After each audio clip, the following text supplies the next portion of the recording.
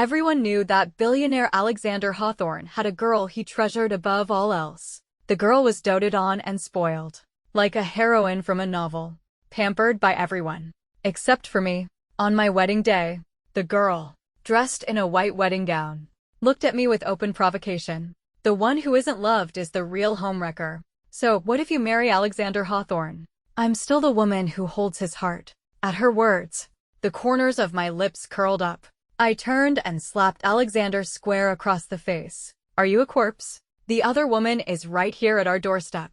And you're playing deaf and dumb. On my wedding day, Ava Hawthorne, dressed in a white wedding gown, stood before me in front of everyone and looked at me with open provocation. The one who isn't loved is the real homewrecker. So, what if you marry Alexander Hawthorne? I'm still the woman who holds his heart. The ceremony hadn't started yet, but the backstage area was crowded with people, including many influential figures from the city's most prominent families. They all exchanged glances, but no one dared to intervene. There was a simple reason for this. Everyone knew that the city's top magnate, Alexander Hawthorne, had a girl he treasured above all else. The girl was doted on and spoiled, like a heroine from a novel, pampered by the entire Hawthorne family. Even though I was now Alexander's wife, I was merely a decoration in a business marriage, in no way comparable to the love of his life. The backstage area fell silent, surrounded by his entourage. Alexander walked over, his expression cold. Only when he saw Ava did his eyes seem to thaw like a spring river, becoming incredibly gentle. When he turned back to me, his face was once again a mask of frost. What are you doing just standing there? The wedding is about to start. I let out a cold laugh and looked up at Ava. Do you dare repeat what you just said? Ava sneered and loudly repeated her words, verbatim. Before she could finish, I swung my arm in a wide arc and slapped her across the face. Crack. I work out regularly and have strong arms. With that one slap, Ava's small face immediately turned purple. A drop of blood trickled from her nose, ruining her innocent, no, makeup look and adding a touch of dark comedy to the scene. Ava, seemingly in shock, clutched her face and stared at me, stunned. I sneered, and then delivered two more resounding slaps, one with my left hand, one with my right. The woman who holds Alexander's heart. Hilarious. I was slapping the woman who holds Alexander's heart. As I raised my hand again, Alexander finally reacted, grabbing my wrist. Isabel Reed, have you caused enough trouble? Ava is just a child. Are you really going to hit her over a few childish words? She's a child, and you're having an affair with her. You pervert. After he finished, I sneered and turned to face him. Alexander frowned at me. The next second, my other hand flew up and delivered another vicious slap to Alexander's face. I looked at his rapidly swelling cheek and sneered. You probably don't know this, but they call me the slap goddess for a reason. With that, I shoved Alexander away and pointed a finger at his nose, letting loose a torrent of abuse. I spent $1.5 billion to marry into your family for business, and you're serving me this kept woman drama. You disgusting old man. If you want to sleep with a young girl, just say so. Don't try to wrap it up in some Pygmalion fantasy for my benefit. It's absolutely sickening. I then threw my bouquet in his face. If this mess isn't cleaned up today, no one is letting this wedding proceed. You think I'm desperate to marry you? The line of men waiting to court me stretches from here to Paris. Who are you to be so picky? If your old man hadn't come begging me, nearly kneeling, do you think you'd even have the chance to marry me? To hell with you. With a final flourish, I tore the white veil from my head and strode out of the backstage area. My mother was waiting in the dressing room. When she saw me, she smiled and gave me a thumbs up. That's my daughter. A true powerhouse. I let out a cold laugh, plopped down on the sofa, and crossed my legs. I've been in the business world for years. I'm no fool. The Hawthornes letting Ava humiliate me in public was nothing more than a compliance test. Their family was a prestigious and powerful clan in the city. However, in recent years, they had failed to keep up with the times. The Hawthorne Group was in decline, its revenues weakening. To secure funding, they had to resort to a marriage of convenience. And I, a woman with money but no established background, was the perfect choice. They coveted my dowry of over $1 billion, but couldn't bring themselves to stoop so low as to ask for it. So, they decided to play the hypocrite. attempting to manipulate me. They wanted to use their noble status to suppress me, to make this nouveau riche woman feel inferior and eventually offer up her dowry on a silver platter, begging them to use it. Thinking of this, I laughed out loud. Hilarious. Their audacity was off the charts. Their plan was well laid, but they didn't expect that I wasn't some soft persimmon they could mold at will. I was a firecracker.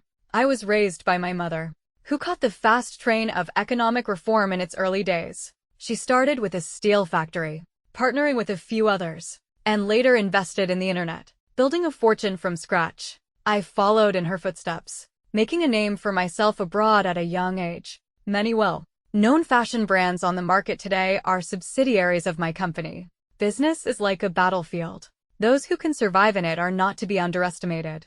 Both my mother and I are first-rate arguers. If it weren't for the chance to expand into the vast domestic market, I would never have agreed to marry Alexander. I looked down on him from the bottom of my heart. My mother's assistant was undercover at the scene. She said the Hawthorne matriarch had arrived, and things were at a stalemate. So we should just wait in the dressing room. There were snacks and sunflower seeds in the room. My mother and I sat on the sofa, cracking seeds and cursing Alexander. In this society, if a woman shows even a hint of weakness, she will be devoured by men. Having fought in the business world for years, my mother and I knew this well. Thus, we both had fiery tempers and could raise our voices when necessary. We knew the Hawthorns had people eavesdropping outside the dressing room, so we made sure to yell as loudly as possible. My mother, having come from humble beginnings, was a master of the art. Her insults were creative, comprehensive, and colorful, digging up the Hawthorne ancestors from their graves. I fanned the flames from the side. We kept it up for half an hour before we heard someone outside, unable to bear it any longer, smash something and storm off. My mother leisurely took a sip of tea and said sarcastically, "I didn't think they'd crack so soon. If they couldn't take it, they shouldn't have brought that little tramp to the wedding. They were just asking for it." I smiled and twirled the ring on my finger. They're just masochists. I heard the entire Hawthorne family is like that. The more you yell at them, the more obedient they become.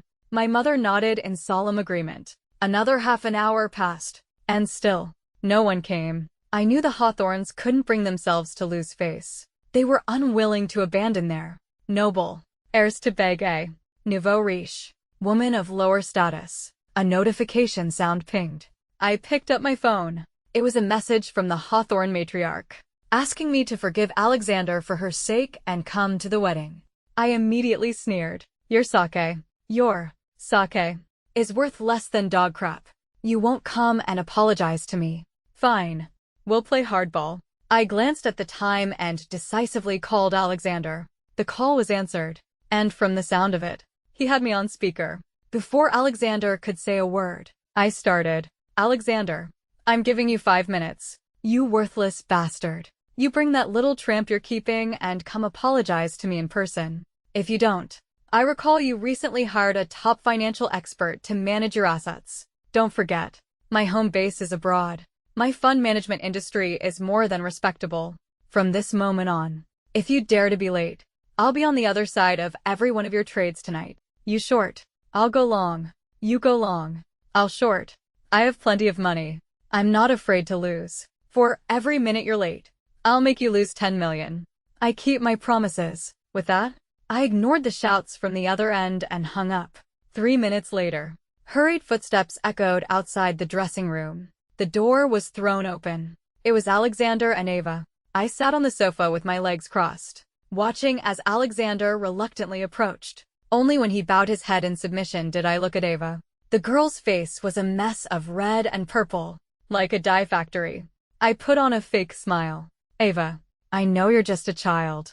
I can understand if you don't watch your mouth. It's all right. Once I'm part of the Hawthorne family, I'll teach you slowly." I then took a stack of cash from my handbag. "You're the child Alexander is raising, so that naturally makes me your stepmother. Call me Mother, and Mother will give you a little reward." Ava's head snapped up, her face tear-streaked as she looked at Alexander. I smiled sweetly at her. After a long moment, Ava gritted her teeth, her eyes filled with hatred. But she had no choice but to lower her head. "Mother," I smiled, and with a flick of my wrist, I tossed the stack of cash at her face. Good girl. Mother's favorite kind of girl is one who has self-respect. Learn from me in the future. Don't let your head be filled with nothing but men. That's being relationship obsessed. It's a sickness, and it needs to be cured. With that, I gracefully stood up, patted the non-existent dust off my clothes, and turned to Alexander with a smile. What are you waiting for, Alexander? Let's go. The wedding concluded perfectly, and I, Isabel Reed, became an instant legend in the city's upper echelons, slapping my adopted daughter and husband at the wedding. And at a high society one at that. What a feat. Everyone said I was a force to be reckoned with. My in-laws had tried to put me in my place in front of everyone, but I had turned the tables, forcing them to eat their own filth. I didn't care what the outside world said. I only knew that I was now the young mistress of the Hawthorne family. On our wedding night, Alexander came to the bedroom, his face as black as the bottom of a pot. Isabel Reed, let me tell you, you may have my body now, but you will never have my heart. I sneered and kicked him off the bed. Who wants your pasty? Pig-like body. One look at it makes someone like me, who can't stand pork, feel sick. Get out. The next day, I woke up refreshed and energized. The first thing I did was call all the servants of the mansion together. The butler stood in the middle, his hands clasped before him. I looked him up and down and suddenly smiled. Who pays your salary now? The butler replied respectfully. You do, ma'am. I nodded. He seemed to catch on quickly. After he finished, I picked up my teacup and skimmed the foam off the top. Since you know who puts food on your table, don't be disloyal. Be careful, or I'll fire you all. We'll see if those old relics will still have you then. I looked up. A few of the younger servants flinched, bowing their heads even lower. When the servants had dispersed, I looked up. Alexander was standing on the second floor landing, frowning at me. I placed the teacup on the table and said slowly, if you have something to say, come down here. I hate looking up at people. At my words, Alexander descended the stairs, 2 dark circles under his eyes. The young master had never slept on the floor before. No matter, he'd get used to it. Alexander's voice was hard. Isabel Reed, why do you have to be so ruthless? I raised an eyebrow. What do you mean, ruthless? This is called an employee briefing. If they listen to me and do their jobs, I certainly won't be stingy. Rewards and punishments must be clear. That's basic business logic. You've been the head of the Hawthorne family for so long. Haven't you learned that yet? Seeing my mocking expression, Alexander took a deep breath and changed the subject. That $1.5 billion. When will you give it to me? I was amused and retorted. My dowry. Why should I give it to you? Did you pay a bride price for me? Why are you asking for my dowry? What do you need it for? Faced with my 3-part question, Alexander clenched his fists and said in a low voice, the Hawthorne family is in some trouble lately. We're short on funds and need your dowry for investment. As for the bride price, we were in the wrong. I burst out laughing. A vague, we were in the wrong, was supposed to get him $1.5 billion. In his dreams. I leaned back on the sofa, crossing my legs, and smiled. You want my dowry? Fine. But every penny you invest, every bit of capital injected into the Hawthorne family, has to go through my people. Every business move you make has to be reviewed by my assistant beforehand. Hearing this, Alexander's long, suppressed anger finally erupted. Isabel Reed, don't push it too far.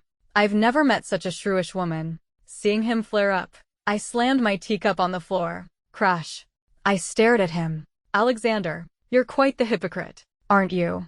When the Hawthorne family didn't give a damn about me, didn't let me use any of your resources or connections, you didn't say a peep.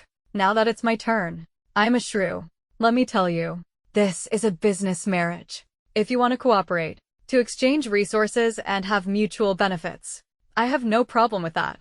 But if you think you can get a free ride off of me, I'd like to see how many lives you have to spare for such foolishness.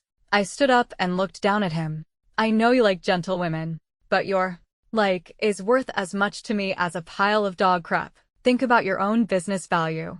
Show me some sincerity, and then come back to talk about cooperation. With that, I left Alexander standing there, took the handbag the butler handed me, and walked out the door. I was no pampered high society wife.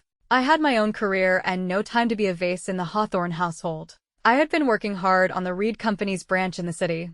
The marriage to the Hawthorns was originally to expand my network.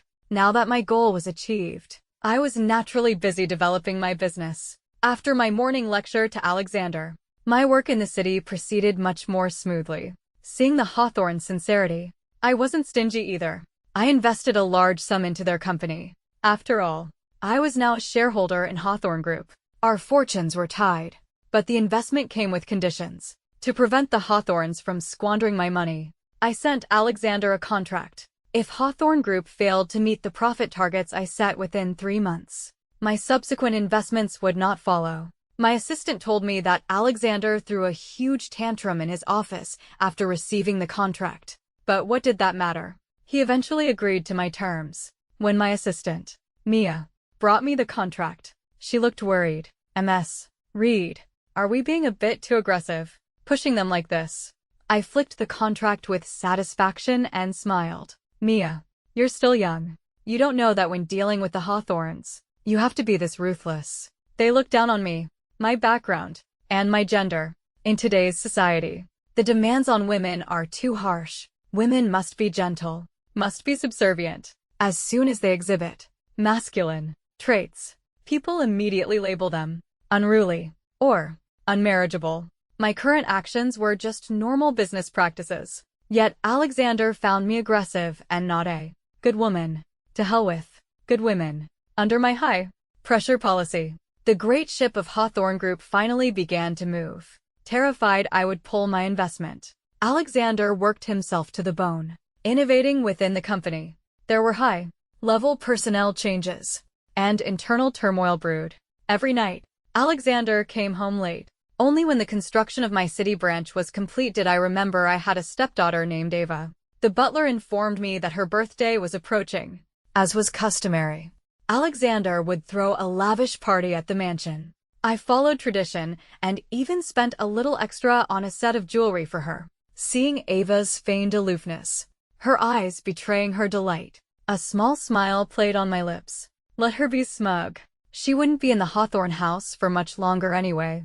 At the party, I wore a deep red, form-fitting dress, and around my neck was a ruby necklace my mother had just acquired at an auction. The main stone was as red as blood, looking both dangerous and beautiful.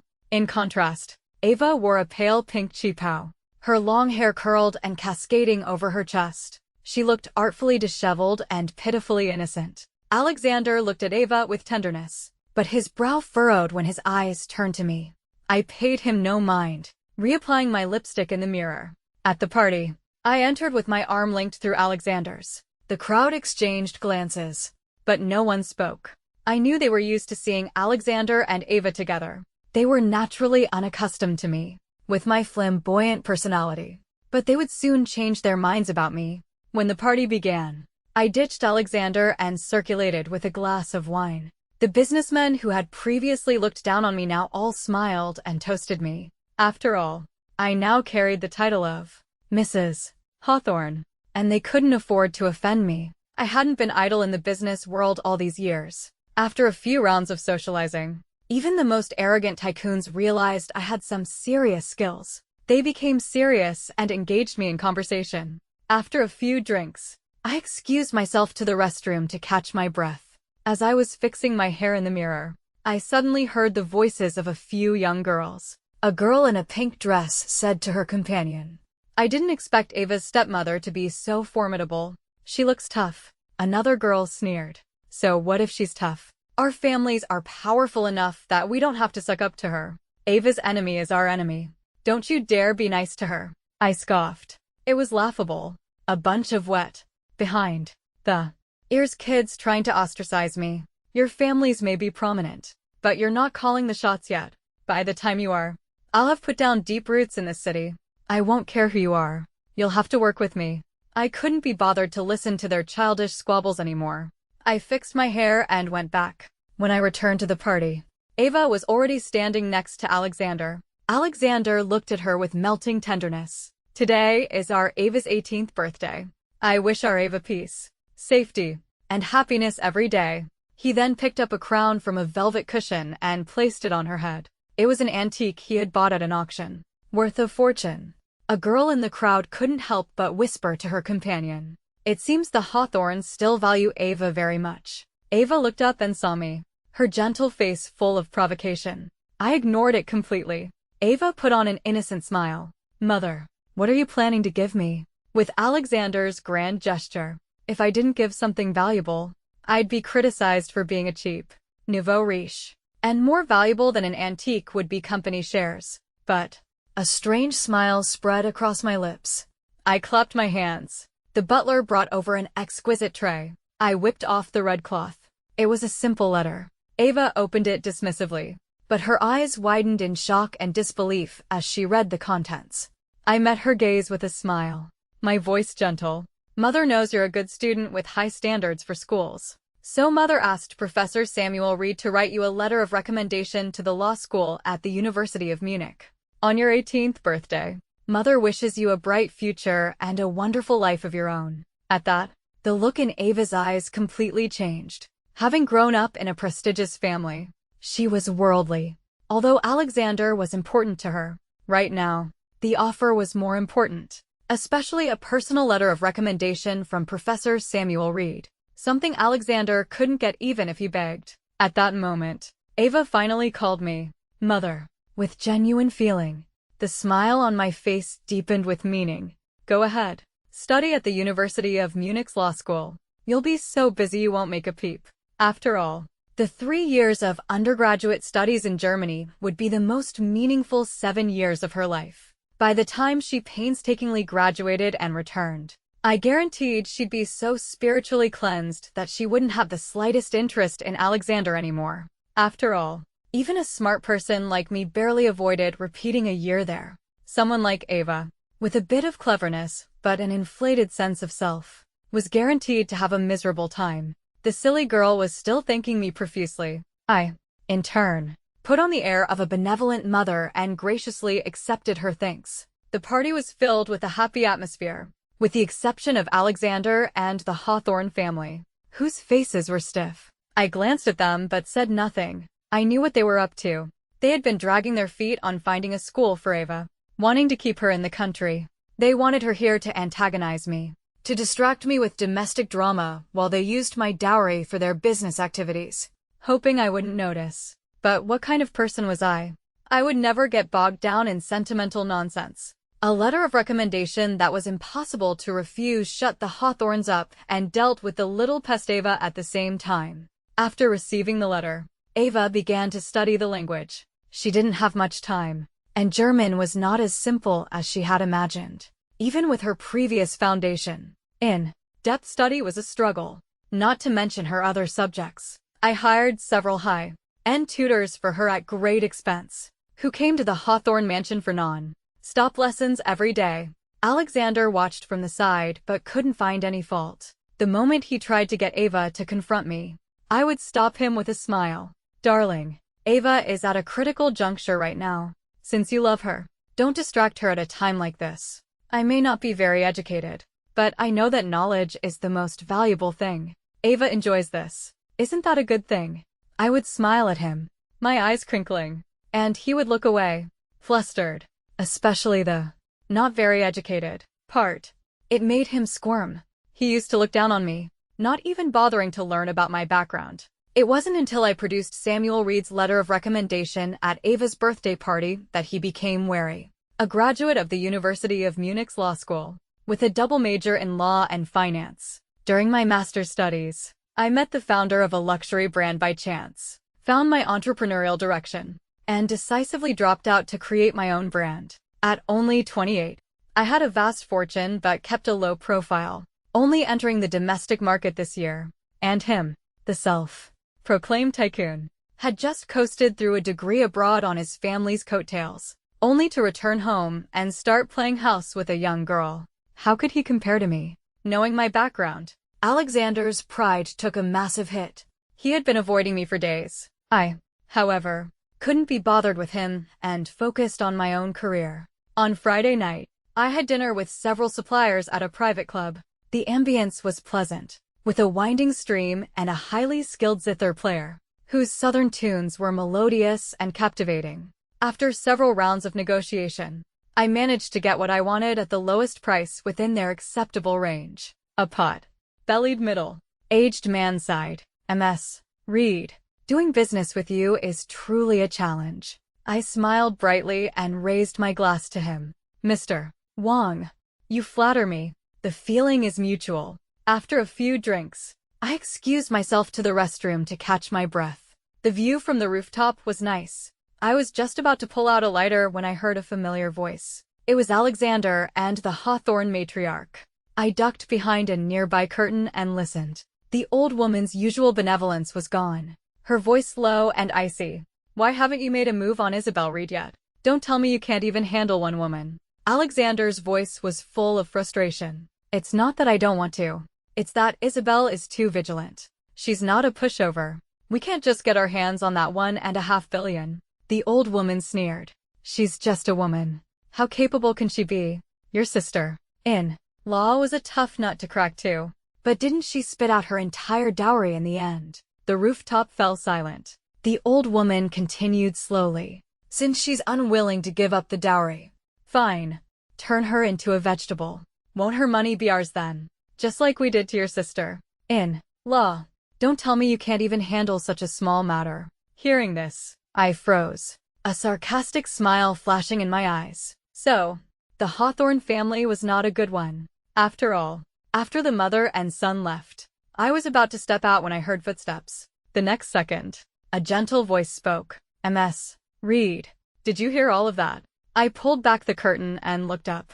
A tall, slender man stood before me. A white shirt with a subtle pattern, a gray sweater, and the metal-framed glasses of a sophisticated villain. It was the professional manager of Hawthorne Group, and also the family's illegitimate son, Damien Hawthorne. This illegitimate son, who grew up in the slums until he was 15 and then entered the world of the rich to survive, had a surprisingly strong backbone. After struggling in the Hawthorne family for 3 years, he went to study in the United States at 18 and, upon his return, chose to remain loyal to Hawthorne Group. I twirled a lock of my hair and looked up at him lazily. Mr. Hawthorne, you went to such great lengths for me to hear all that. What can I do for you? Damien chuckled, not beating around the bush. He stated his ambition plainly.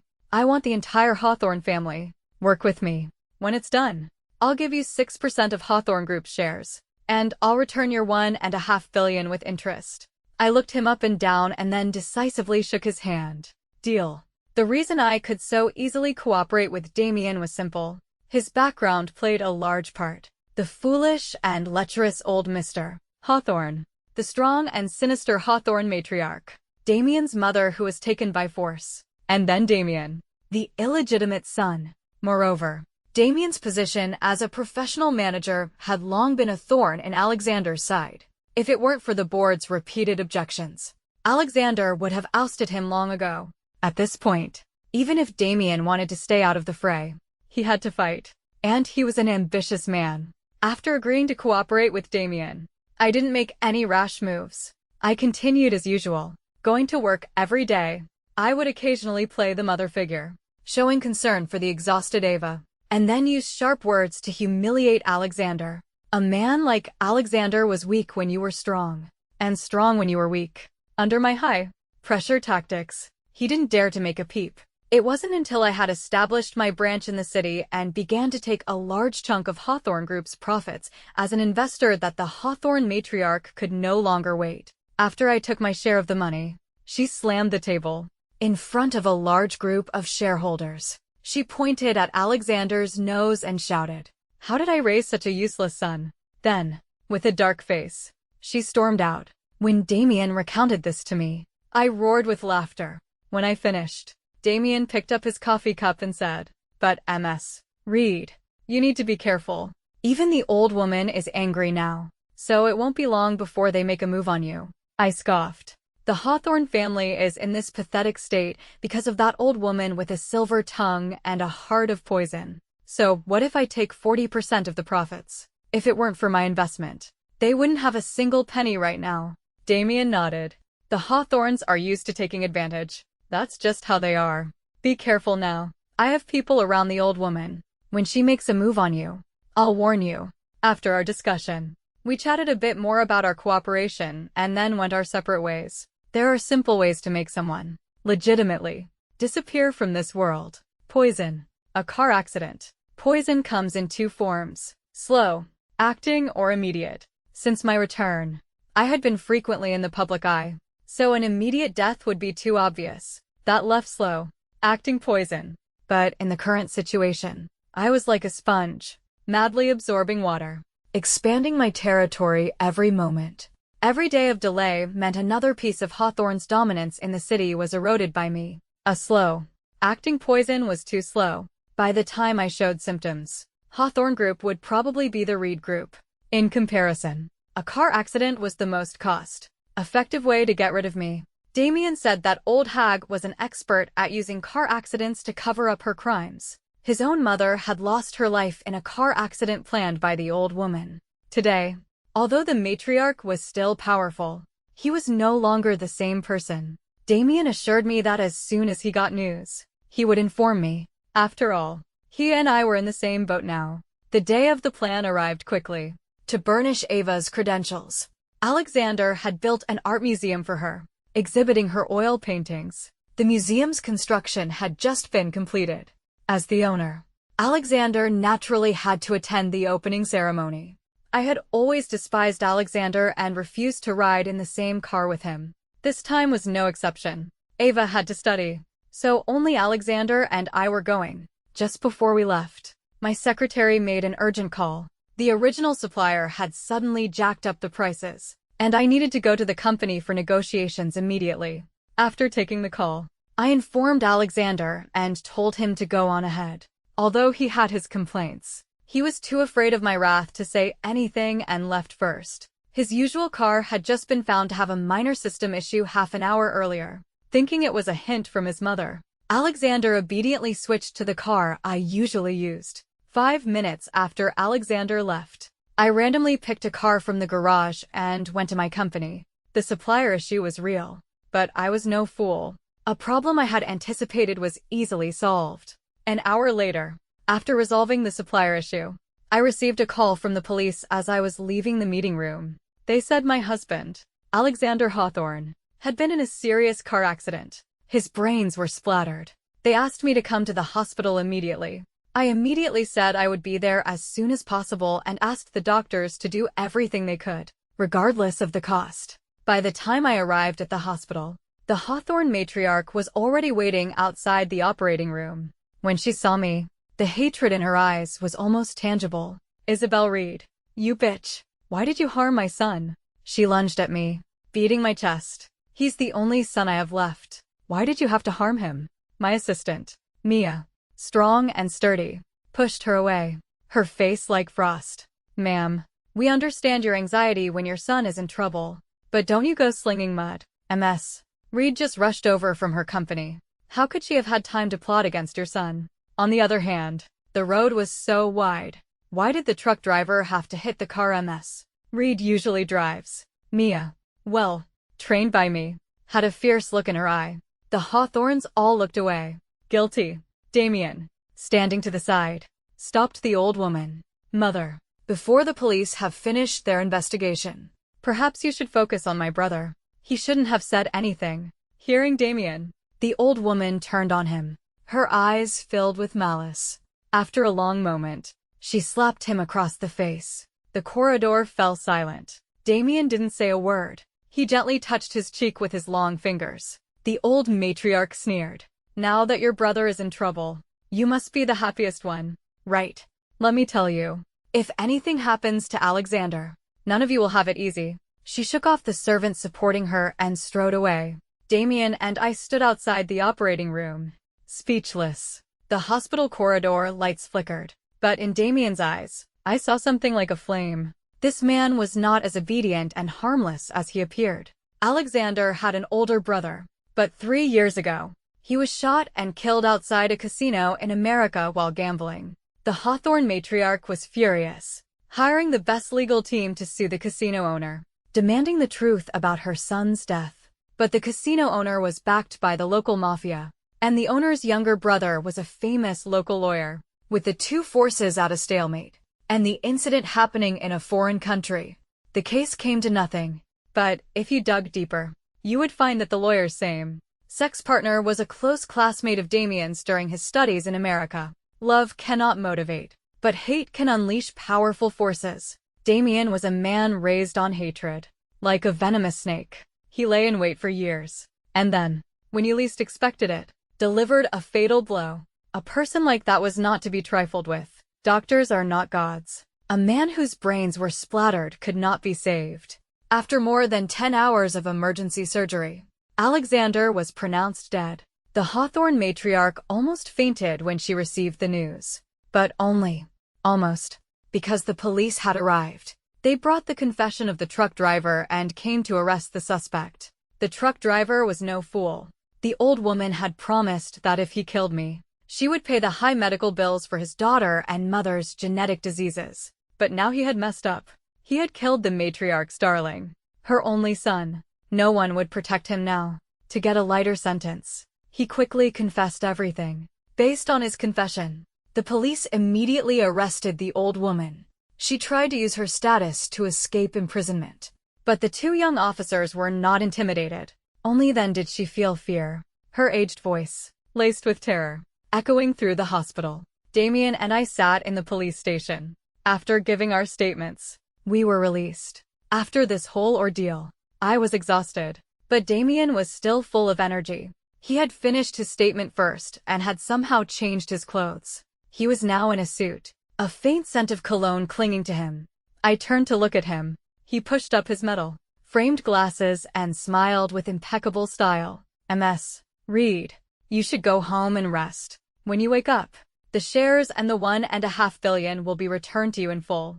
Looking at him, I knew that after years of lying in wait, he was finally about to reclaim what was his. I wasn't interested in the Hawthorne family's messy affairs. Their internal structure was a chaotic mix of countless relatives. Trying to seize power in such a vast corporation was like trying to snatch meat from a pack of hungry wolves.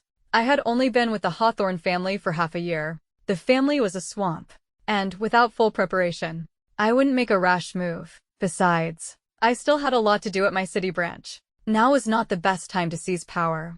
The shares and the $1.5 billion that the marriage law entitled me to were enough. The luxury car drove to the Hawthorne mansion. As I got out, I saw Ava waiting at the door, her face pale. Seeing me, she opened her mouth, hesitating. I walked up and patted her shoulder. "Alexander is dead." Ava nodded with difficulty, then looked up at me, all her previous arrogance gone. I let out a soft breath. "You still have to continue your studies. The requirements at the University of Munich's law school are exceptionally strict. Your current level is far from enough. Study hard." I looked down into her eyes. "As for the rest, Alexander didn't leave you anything, including shares, trusts, or property. Legally, you are not in an adoptive relationship. Alexander had no guardianship over you. You won't get a single penny from him." At my words, Ava's lips turned white, and she looked as if she might collapse. Alexander had kept Ava around to satisfy his Pygmalion fantasy, never really caring about her future. After all, she was meant to depend on him. Giving her too many assets would have been a bad thing for him. But looking at Ava's state, I sighed and turned to the lawyer waiting behind me. The female lawyer stepped forward, took Ava's hand, and handed her an agreement. Her voice was gentle as she explained. "As your stepmother, Ms. Reed will not leave you uncared for. This agreement stipulates that as long as you promise not to participate in Hawthorne Group's internal struggles in the future, and not to operate within the company under the identity of Alexander's adopted daughter, you will be entitled to the following assets: all your expenses for studying in Germany, $50 million in cash, and 2 properties in the city. You may also take all the luxury goods and jewelry that Alexander bought for you." Ava stood there, stunned. Then she looked up at me sharply. My expression was neutral. Spending a little money to ensure Ava never re-entered Hawthorne Group was worth it. She wasn't a threat now. But if someone with malicious intent used her name to operate within the company in the future, it would be a problem. But if Ava had ambitions and didn't sign the agreement, I had 1,000 ways to make her disappear from the Hawthorne world for good. After a long moment, Ava gripped my hand tightly and said urgently, "I'll sign. I'll sign. Give me the agreement. I'll sign it right now." Hearing her words, I smiled with satisfaction. The jewelry Alexander had bought her was worth more than 50 million alone, combined with the cash and property I was giving her. As long as she behaved, it was enough for her to live a life of comfort and luxury in the city forever. At the start of the school year, after seeing Ava off, I began to handle the shares and assets I inherited from Alexander. Although this business marriage was short, from a commercial perspective, I had profited greatly. Even though Damien held the majority of the shares, my holdings were enough to get me a seat on the board. On the day I went to Hawthorne Group, I met Damien. He was already looking dapper and stylish. He greeted me with a smile and invited me for a cup of coffee. I accepted. In the coffee shop downstairs from the company, Damien brought 2 freshly made coffees to my table. I took the coffee and smiled. "I thought you would invite me somewhere more upscale." Damien smiled and shook his head. Sitting down and looking out the window, sunlight streamed through the floor, 2 ceiling windows, casting a bright arc on his face. But in that light, I saw a hint of sadness. After a moment, Damien said, as if in a daze, "When I was a kid, I used to pass by here on my way to school. I would look through the window at the white-collar workers inside. I thought to myself, one day, I'll work here, make money, and support my mother. Later, I became the master of this place, but my mother was gone." Hearing him, I fell silent. A while ago, Damien had reopened his mother's case, demanding a retrial. He claimed his mother's death was not an accident, but a murder orchestrated by the Hawthorne matriarch. The chain of evidence he presented was complete and irrefutable.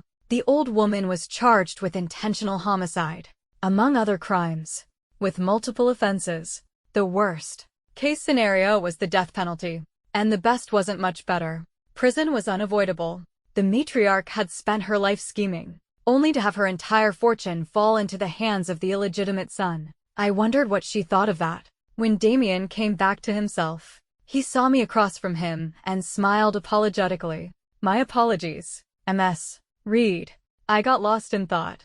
I waved my hand, and he continued, "Ms. Reed, you've helped me so much this time. If you need anything in the city in the future, please don't hesitate to come to me." The internal struggles at Hawthorne Group haven't subsided, but fortunately, I have built up some connections during my time as a manager, so I can barely manage. For now, let's part ways here. With that, he stood up and bid me farewell.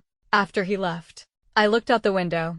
The early autumn sun in the city was bright. The trees were lush and green, still full of life. I had been in the city for half a year. I had started a new company and joined the board of Hawthorne Group. My future was just beginning.